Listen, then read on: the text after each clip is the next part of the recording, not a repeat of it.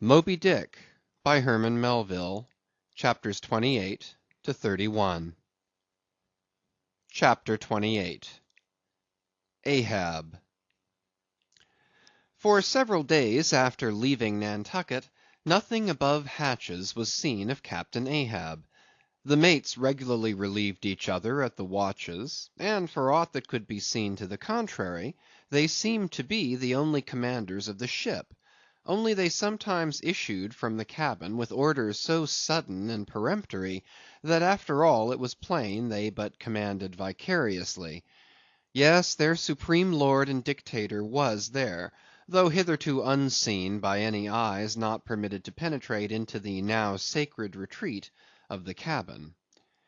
Every time I ascended to the deck from my watches below, I instantly gazed aft, to mark if any strange face were visible, for my first vague disquietude touching the unknown captain, now in the seclusion of the sea, became almost a perturbation. This was strangely heightened at times by the ragged Elijah's diabolical incoherences uninvitedly recurring to me, with a subtle energy I could not have before conceived of. But poorly could I withstand them, much as in other moods I was almost ready to smile at the solemn whimsicalities of that outlandish prophet of the wharves. But whatever it was of apprehensiveness or uneasiness, to call it so, which I felt, whenever I came to look about me in the ship, it seemed against all warranty to cherish such emotions. For though the harpooneers, with the great body of the crew, were a far more barbaric, heathenish, and motley set than any of the tame merchant ship companies which my previous experiences had made me acquainted with, still I ascribed this, and rightly ascribed it, to the fierce uniqueness of the very nature of that wild Scandinavian vocation in which I had so abandonedly embarked.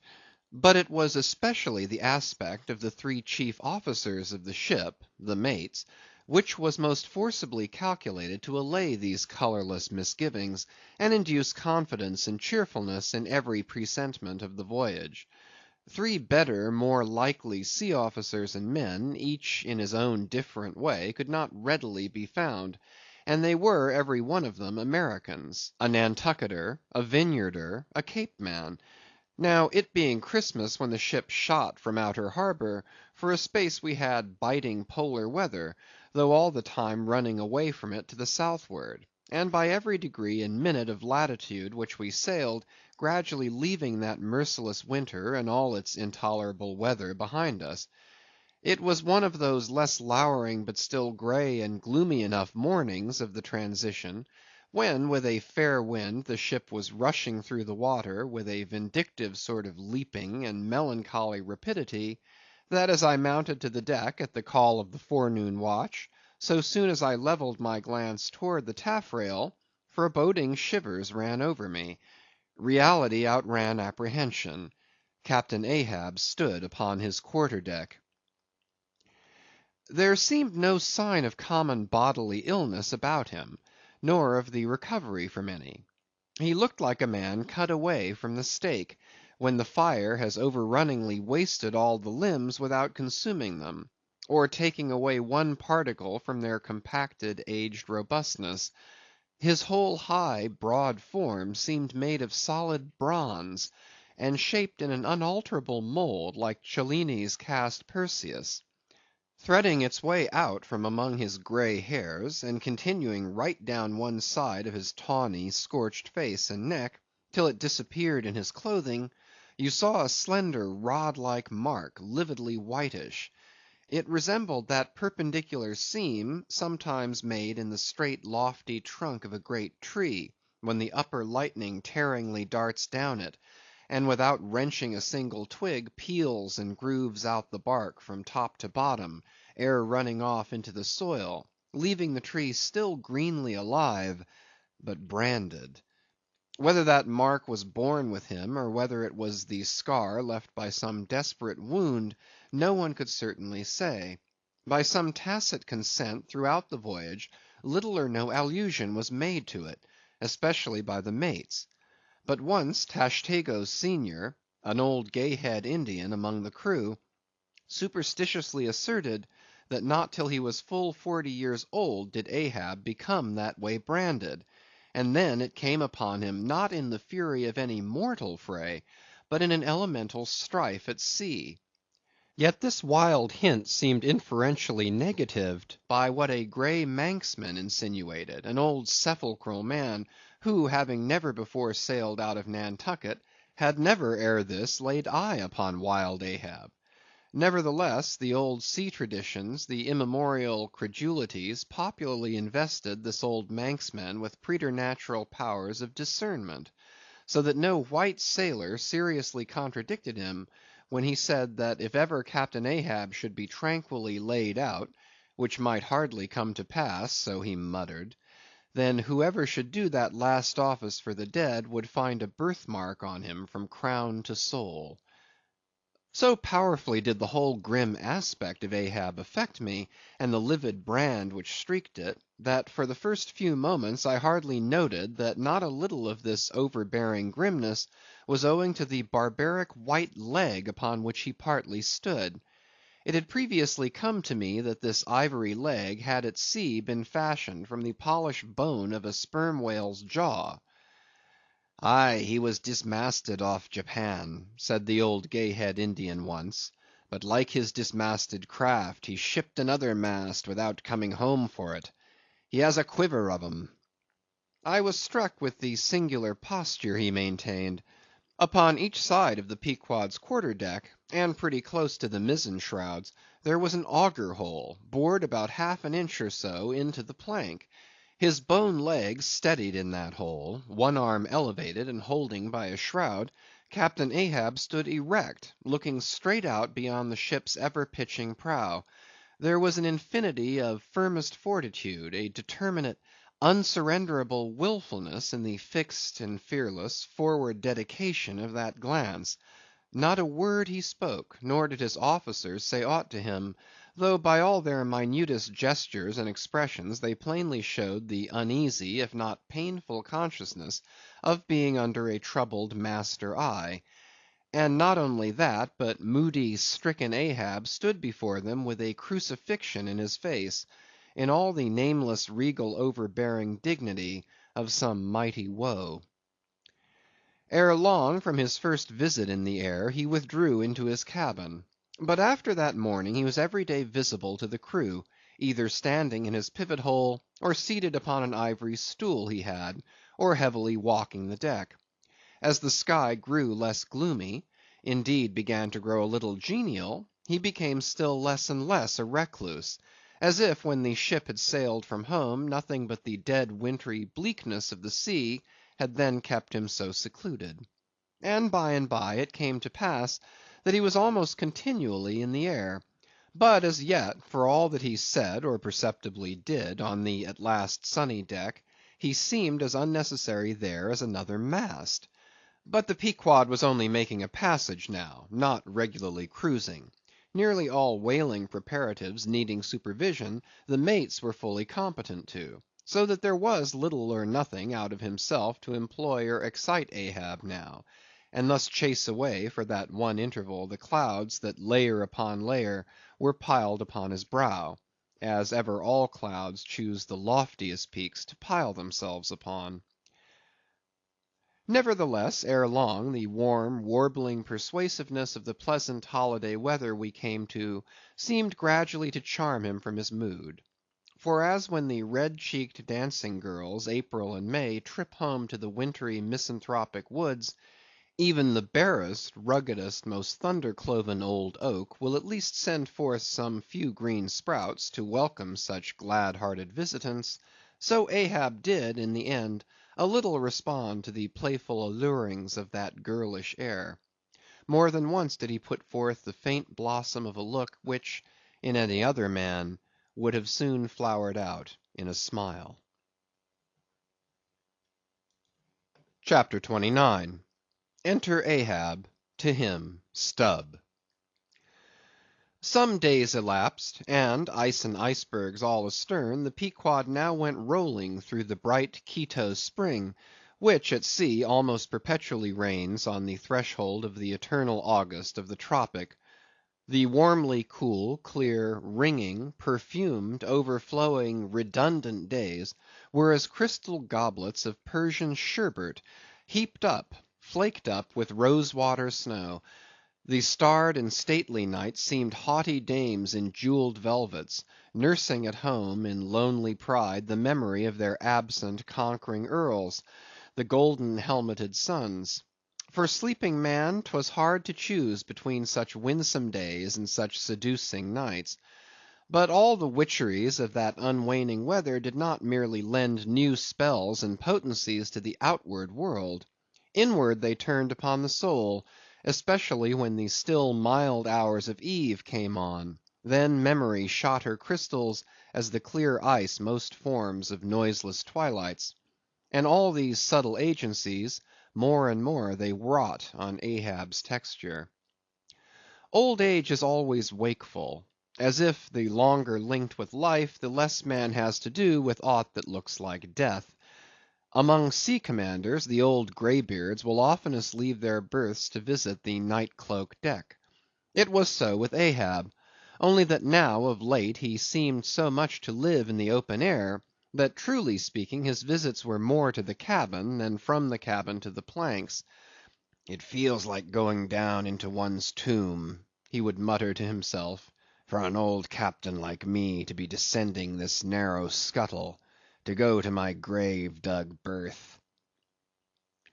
So almost every 24 hours, when the watches of the night were set, and the band on deck sentinelled the slumbers of the band below, and when, if a rope was to be hauled upon the forecastle, the sailors flung it not rudely down as by day, but with some cautiousness dropped it to its place for fear of disturbing their slumbering shipmates; when this sort of steady quietude would begin to prevail, habitually the silent steersman would watch the cabin scuttle, and ere long the old man would emerge, gripping at the iron banister to help his crippled way.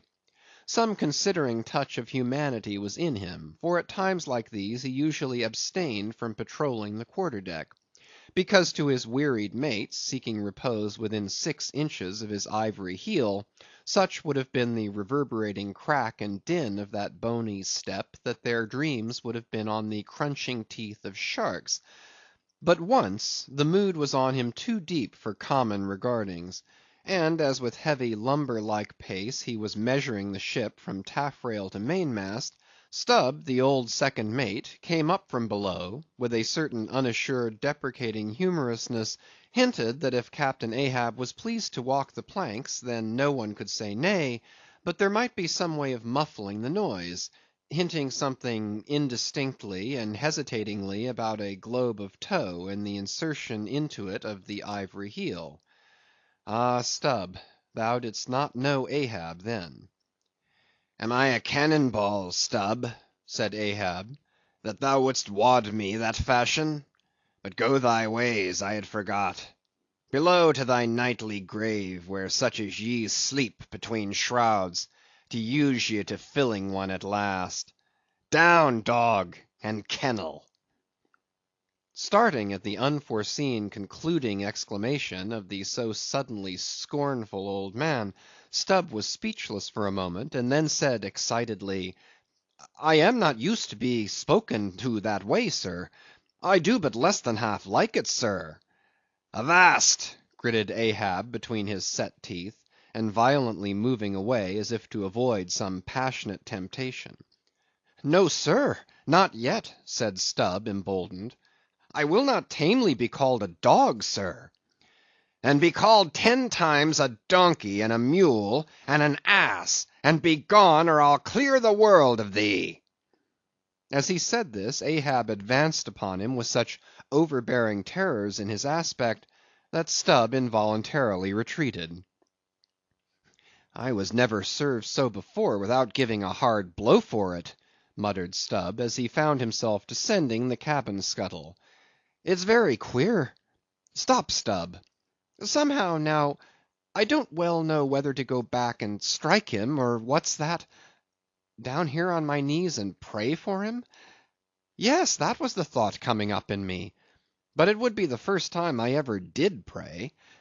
It's queer, very queer; and he's queer too. Aye, take him fore and aft, he's about the queerest old man Stubb ever sailed with. How he flashed at me! His eyes like powder pans. Is he mad? Anyway, there's something on his mind, as sure as there must be something on a deck when it cracks. He ain't in his bed now, either, more than 3 hours out of 24, and he don't sleep then. Didn't that doughboy, the steward, tell me that of a morning he always finds the old man's hammock clothes all rumpled and tumbled, and the sheets down at the foot, and the coverlid almost tied into knots, and the pillow a sort of frightful hot, as though a baked brick had been on it. A hot old man! I guess he's got what some folks ashore call a conscience. It's a kind of tick-dolly row, they say. Worse nor a toothache. Well, well, I don't know what it is, but the Lord keep me from catching it. He's full of riddles. I wonder what he goes into the afterhold for every night, as Doughboy tells me he suspects. What's that for, I should like to know? Who's made appointments with him in the hold? Ain't that queer now? But there's no telling. It's the old game. Here goes for a snooze. Damn me, it's worth a fellow's while to be born into the world, if only to fall right asleep. And now that I think of it, that's about the first thing babies do. And that's sort of queer, too. Damn me, but all things are queer, come to think of 'em. But that's against my principles. Think not, is my 11th commandment, and sleep when you can is my 12th. So here goes again. But how's that? Didn't he call me a dog? Blazes! He called me 10 times a donkey, and piled a lot of jackasses on top of that. He might as well have kicked me and be done with it. Maybe he did kick me, and I didn't observe it. I was so taken all aback with his brow, somehow. It flashed like a bleached bone. What the devil's the matter with me? I don't stand right on my legs. Coming afoul of that old man has a sort of turned me wrong side out. By the Lord, I must have been dreaming, though. How? But the only way is to stash it. So here goes to hammock again, and in the morning I'll see how this plaguey juggling thinks over by daylight. CHAPTER 30. The Pipe. When Stubb had departed, Ahab stood for a while leaning over the bulwarks, and then, as had been usual with him of late, calling a sailor of the watch, he sent him below for his ivory stool and also his pipe.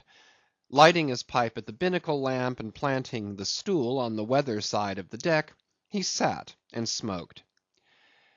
In old Norse times the thrones of the sea-loving Danish kings were fabricated, saith tradition, of the tusks of the narwhale. How could one look at Ahab, then, seated on that tripod of bones, without bethinking him of the royalty it symbolized? For a Khan of the plank, and a king of the sea, and a great lord of leviathans, was Ahab. Some moments passed, during which the thick vapor came from his mouth in quick and constant puffs, which blew back again into his face. How now? He soliloquized at last, withdrawing the tube. This smoking no longer soothes. Ah, my pipe! Hard must it go with me if thy charm be gone. Here have I been unconsciously toiling, not pleasuring; aye, and ignorantly smoking to windward all the while. To windward, and with such nervous whiffs, as if, like the dying whale, my final jets were the strongest and fullest of trouble. What business have I with this pipe? This thing that is meant for sereneness, to send up mild white vapors among mild white hairs, not among torn iron-gray locks like mine. I'll smoke no more. He tossed the still-lighted pipe into the sea. The fire hissed in the waves. The same instant the ship shot by the bubble the sinking pipe made. With slouched hat, Ahab lurchingly paced the planks. CHAPTER 31. Queen Mab. Next morning Stubb accosted Flask. Such a queer dream, King Post, I never had. You know the old man's ivory leg?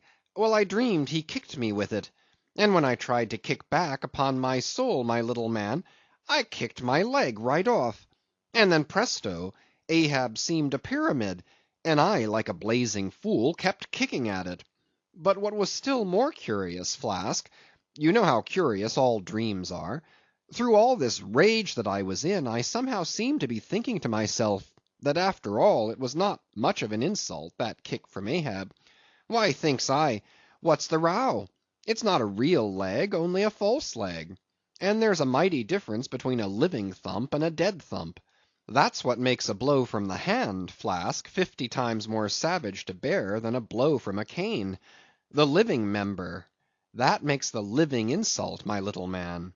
And thinks I to myself all the while, mind, while I was stubbing my silly toes against that cursed pyramid, so confoundedly contradictory was it all the while, I say, I was thinking to myself, what's his leg now but a cane? A whalebone cane. Yes, thinks I. It was only a playful cudgelling, in fact only a whaleboning that he gave me, not a base kick. Besides, thinks I, look at it once, why, the end of it, the foot part, what a small sort of end it is. Whereas if a broad-footed farmer kicked me, there's a devilish broad insult. But this insult is whittled down to a point only. But now comes the greatest joke of the dream, Flask. While I was battering away at the pyramid, a sort of badger-haired old merman, with a hump on his back, takes me by the shoulders and slews me round. What are you about, says he. Slid, man, but I was frightened. Such a fizz! But somehow next moment I was over the fright. What am I about, says I at last, and what business is that of yours, I should like to know, Mr. Humpback? Do you want a kick? By the Lord, Flask, I had no sooner said that, than he turned round his stern to me, bent over, and dragging up a lot of seaweed he had for a clout, what do you think I saw? Why, thunder alive, man, his stern was stuck full of marlin spikes, with the points out. Says I, on second thoughts, I guess I won't kick you, old fellow. Wise Stubb, says he, wise Stubb, and kept muttering it all the time, a sort of eating of his own gums like a chimney hag. Seeing he wasn't going to stop saying over his wise Stubb, I thought I might as well fall to kicking the pyramid again. But I had only just lifted my foot for it, when he roared out, stop that kicking. Hallo, says I, what's the matter now, old fellow? Look ye here, says he, let's argue the insult. Captain Ahab kicked you, didn't he? Yes, he did, says I, right here it was. Very good, says he, he used his ivory leg, didn't he? Yes, he did, says I. Well then, says he, wise Stubb, what have you to complain of? Didn't he kick you with right good will? It wasn't a common pitch-pine leg he kicked with, was it? No, you were kicked by a great man, and with a beautiful ivory leg, Stubb. It's an honor. I consider it an honor. Listen, wise Stubb. In old England, the greatest lords think it great glory to be slapped by a queen, and made garter knights of. But be your boast, Stubb, that ye were kicked by old Ahab, and made a wise man of. Remember what I say. Be kicked by him. Account his kicks honors, and on no account kick back, for you can't help yourself, wise Stubb. Don't you see that pyramid? With that, he all of a sudden seemed somehow, in some queer fashion, to swim off into the air. I snored, rolled over, and there I was in my hammock. Now what do you think of that dream, Flask? I don't know, it seems sort of foolish to me, though. May be, but it's made a wise man of me, Flask. Do you see Ahab standing there, sideways looking over the stern? Well, the best thing you can do, Flask, is to let the old man alone. Never speak to him, whatever he says. Hallo! What's that he shouts? Hark! Masthead there! Look sharp, all of ye! There are whales hereabouts. If you see a white one, split your lungs for him. What do you think of that now, Flask? Ain't there a small drop of something queer about that, eh? A white whale! Did ye mark that, man? Look ye, there's something special in the wind. Stand by for it, Flask. Ahab has that's bloody on his mind. But mum, he comes this way. End of chapters 28 to 31.